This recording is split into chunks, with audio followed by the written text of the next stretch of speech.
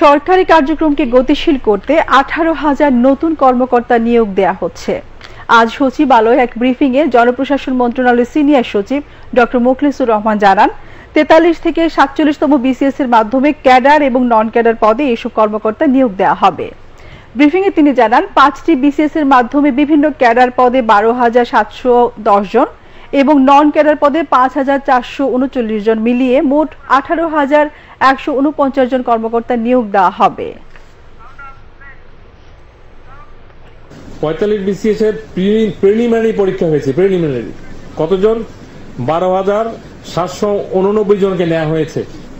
এখন যারা সিদ্ধান্ত হয়েছে, এদের লিখিত পরীক্ষার খাতা, যেটাকে বলে স্ক্রিপ্ট, দেখা চলছে। এখানে সরকার সিদ্ধান্ত নিয়েছে এই যে লিখিত পরীক্ষার first examiner, second examiner, what ever it is, এখন থার্ড এক্সামিনার দিয়ে সবগুলো করা হবে। 46তম বিসিএস এ আমাদের এরা পরীক্ষার্থী ছিল, মানে সিলেকশন হয়ে আসছিল 10,638 লিখিত পরীক্ষার মাধ্যমে আসছিল।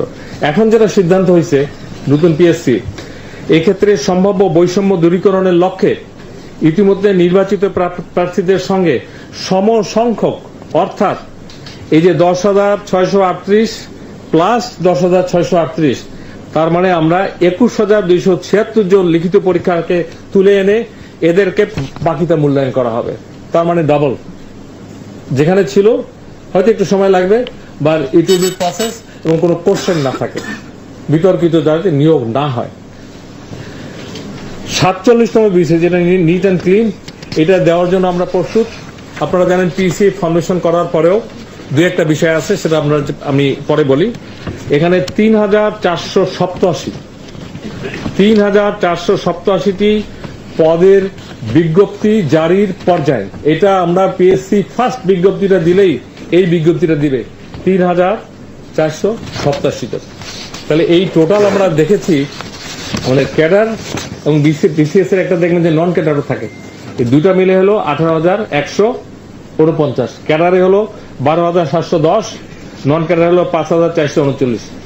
এই হলো আমাদের একটা তথ্য শেয়ার করলাম যে দীর্ঘদিন ধরে মানুষ চাকরি এবং বিসিএস ফরমেশন অনেকগুলো হয়েছে, সরকারের সর্বশেষ অবস্থান আমি আপনাদের মাধ্যমে জানালাম।